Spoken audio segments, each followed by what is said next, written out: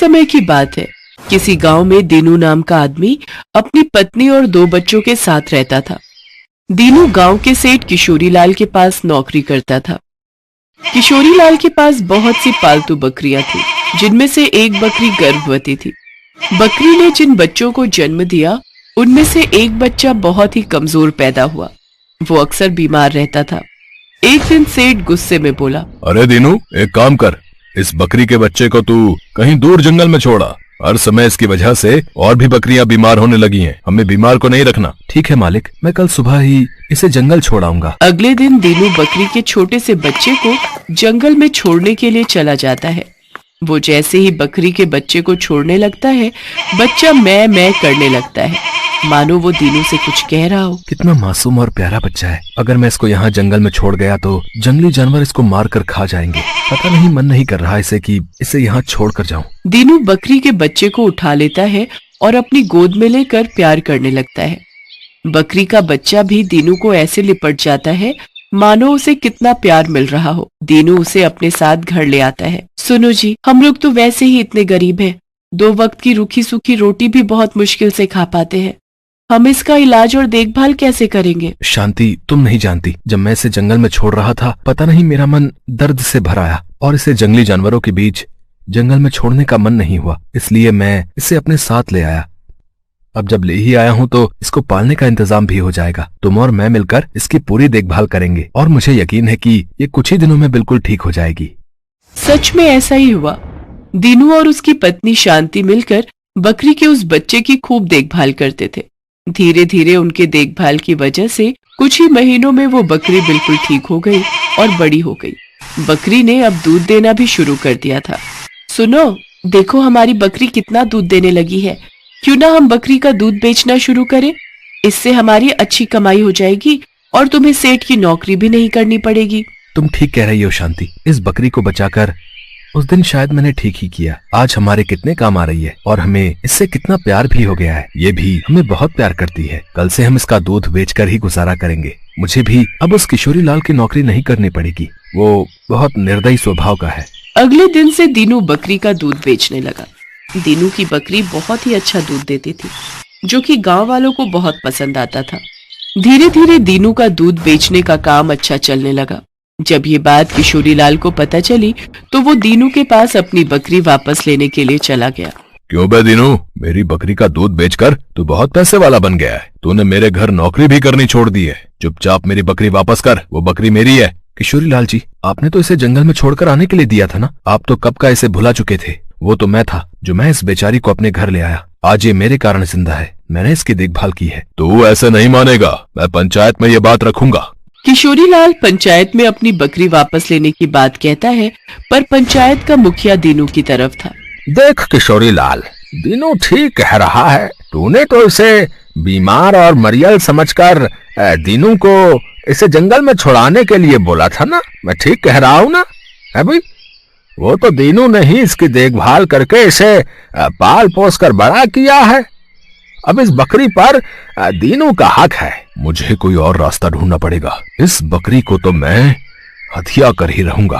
किशोरीलाल गुस्से में वहां से चला जाता है और उसी रात लड़कों को कहकर बकरी को उठवा लेता है। चुपचाप इस बकरी को यहाँ बांध दो, ये यहीं रहेगी। मैं भी देखता हूँ कौन इसे यहाँ से लेकर जाता है। किशोरीलाल बकरी को अपने पास ही रख लेता है। सुनो जी, चलो हम सेठ के घर जाकर अपनी बकरी वापस ले आते हैं। वो कैसे हमारी बकरी को चुरा कर ले गया? उसकी इतनी हिम्मत? शांति, मुझे भगवान पर पूरा भरोसा है। वो हमारे साथ कुछ गलत नहीं होने देंगे। मैं जानता हूँ हमारी बकरी हमारे बिना नहीं रह सकती।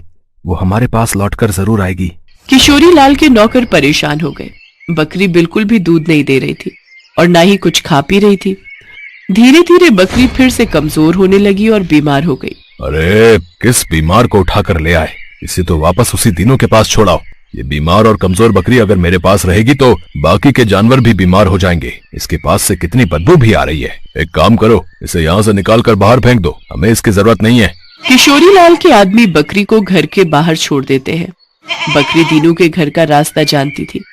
वो तो बहुत खुश थी कि वो अपने मालिक के पास वापस जा रही है। दीनू और शांति दोनों आंगन में उदास बैठे थे। तभी उन्हें अपनी बकरी की आवाज आती है और वो खुशी से दौड़ कर देखते हैं। उनके सामने उनकी बकरी खड़ी थी। सुनो जी, हमारी बकरी देखो वापस आ गई है। हे भगवान, किशोरी लाल ने इसकी क्या हालत कर दी, कितनी कमजोर हो गई है। मैंने तुम्हें कहा था किशोरी लाल इसका बिल्कुल भी ध्यान नहीं रखेगा। चिंता मत कर शांति, हमारी बकरी अपने घर आ गई है। अब इसे कोई हमसे नहीं छीन सकता। अब ये हमारे पास ही रहेगी। मैं तो जानता था किशोरी लाल हमारी बकरी को अपने पास नहीं रख सकता। लगता है ये बहुत भूखी है। जाओ तुम इसका खाना ले आओ, न जाने इसने कब से नहीं खाया। अपने घर वापस आकर बकरी बहुत खुश थी। कुछ ही दिनों में वो फिर से बिल्कुल ठीक हो जाती है। कहीं न कहीं अपनों से बिछड़ जाने के कारण वो फिर से कमजोर हो गई थी, पर अपनों से मिलने के बाद फिर ठीक हो गई। उस दिन से वो बकरी दीनू और शांति के पास ही रहने लगी। अपनी बकरी को पाकर दीनू और शांति बहुत खुश थे। सेठ किशोरी लाल भी समझ गया था कि वो बकरी उसके पास नहीं रह सकती, वो सिर्फ दीनू और शांति के पास ही खुश रहेगी।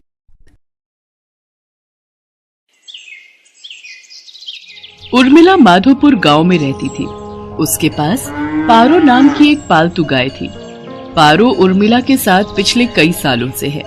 पति के देहांत के बाद इसी गाय के सहारे उर्मिला ने अपने परिवार को चलाया। उसकी गाय का दूध पूरे गांव में मशहूर था। गांव के सभी लोग उर्मिला से ही दूध लेते थे। उर्मिला का बेटा शहर में पढ़ता था। वहीं उसे पूनम नाम की एक लड़की से प्यार हो गया और उसने अपनी माँ को बिना बताए पूनम से मंदिर में शादी कर ली।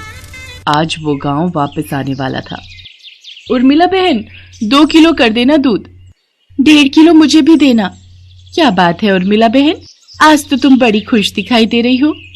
बात ही खुशी की है सरोज बहन, आज मेरा बेटा गांव वापस आ रहा है। बस जल्दी जल्दी काम निपटा कर उसी के लिए बढ़िया बढ़िया पकवान बनाऊंगी। पता नहीं शहर में उसे क्या खाने को मिलता होगा और क्या नहीं। अच्छा तो ये बात है, चलो बहुत बढ़िया हुआ। कब से बेटे के बिना अकेले रहते रहते तुम उदास हो गई हो। अब वो आ जाएगा तो तुम्हारे साथ काम में भी मदद कर देगा। हाँ वो तो है। अरे आ रही हूँ पारो, तू क्यों आवाज लगा रही है? मैं जानती हूँ तू भी सूरज का नाम सुनकर बहुत खुश हो रही है। रुक, मैं अभी तुझे चारा डालती हूँ, फिर तो सूरज ही तुझे खिलाएगा। उर्मिला की गाय पारो अपनी आवाज में उससे बातें कर रही थी, मानो वो भी सूरज के आने की खुशी मना रही हो। शाम के समय सूरज आ जाता है, पर अपने बेटे के साथ बहू को देखकर उर्मिला को बहुत बुरा लगता है। माँ तुम नाराज मत हो, सब कुछ बहुत जल्दबाजी में हुआ। पूनम के पिताजी की तबीयत ठीक नहीं थी और वो चाहते थे कि हम ये शादी जल्दी से जल्दी कर लें, इसलिए मैं आपको बता ही नहीं पाया। पर अब मैं आपके साथ ही रहूंगा, आप चिंता मत करो। और माँ पूनम बहुत अच्छे स्वभाव की पढ़ी लिखी लड़की है, आप एक दूसरे को आसानी से समझ जाओगे। ठीक है, देखती हूँ वो मुझे कितना समझती है। गांव के रहन सहन और शहर के रहन सहन में बहुत फर्क है बेटा। उर्मिला की तरह पूनम घर के कामकाज नहीं कर पाती थी। उसे तो घर का कोई भी काम करना नहीं आता था। सूरज, तुमने मुझे कहाँ लाकर पटक दिया है? मुझसे ये घर के काम नहीं होते। हमें शहर वापस चलना चाहिए। उस गाय का गोबर साफ करो, उसे चारा डालो, उसे नहलाओ, घर की लीपा पोती करो। ये सब करके तो बदबू के मारे मेरा बुरा हाल हो रहा है। ऊपर से तुम्हारी माँ को माजी माजी का नाटक करते हुए लहसुन प्याज ही काटती रह जाओ। कैसी बातें कर रही हो पूनम? यहाँ पर सारा कामकाज बना हुआ है। मैं तो यहाँ पर बढ़िया सी डेयरी खोलने की सोच रहा हूँ। दूध, घी, पनीर, दही और कुछ खास मिठाइयों की बहुत ही बढ़िया डेयरी खुल जाएगी। हमारी अच्छी खासी कमाई हो जाएगी। शहर में घर का किराया, खर्चा पानी कितना ज्यादा है। वहां पर मुझे काम सेट करने में ही सालों गुजर जाएंगे। और जहां पर मेरा अपना खुद का घर का काम है, हम शहर में क्या करेंगे? तुम्हें पता भी है हमारी गाय का दूध पूरे गांव में मशहूर है। सोचो हम कितना कमा लेंगे। और फिर हमारे यहाँ रहने से माँ को भी सहारा रहेगा। वो बेचारी अकेले काम नहीं संभाल पाती है।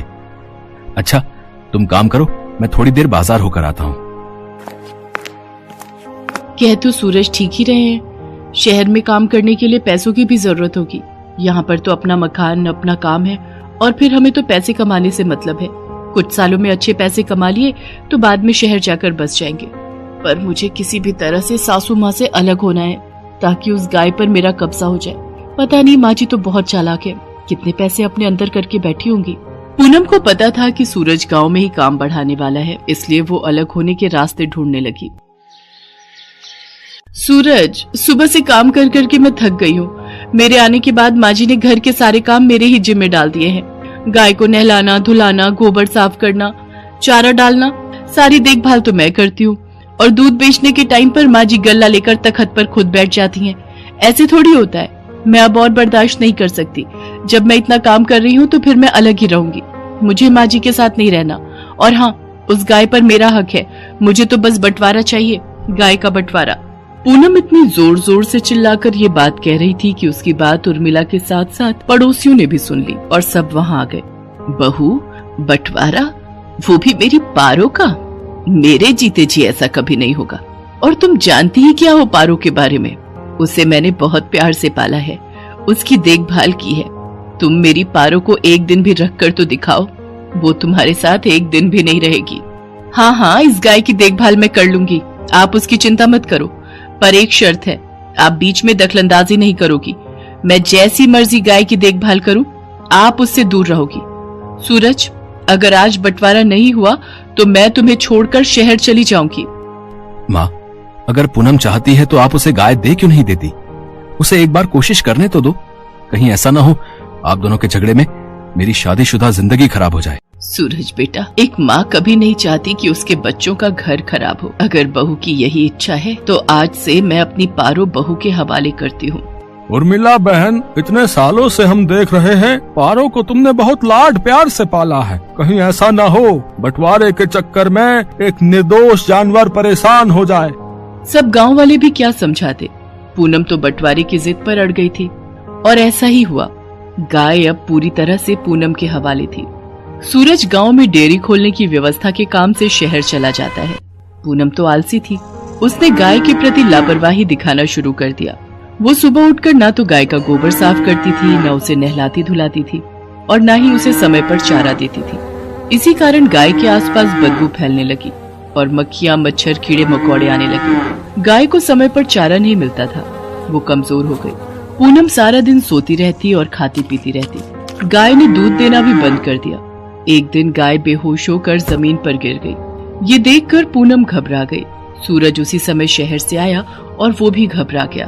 उसने उर्मिला को आवाज लगाई। उर्मिला दौड़ती हुई अपनी पारो के पास आई और बिलख बिलख कर रोने लगती है। पारो, पारो उठ, देख देख, मैं तुझे आवाज लगा रही हूँ।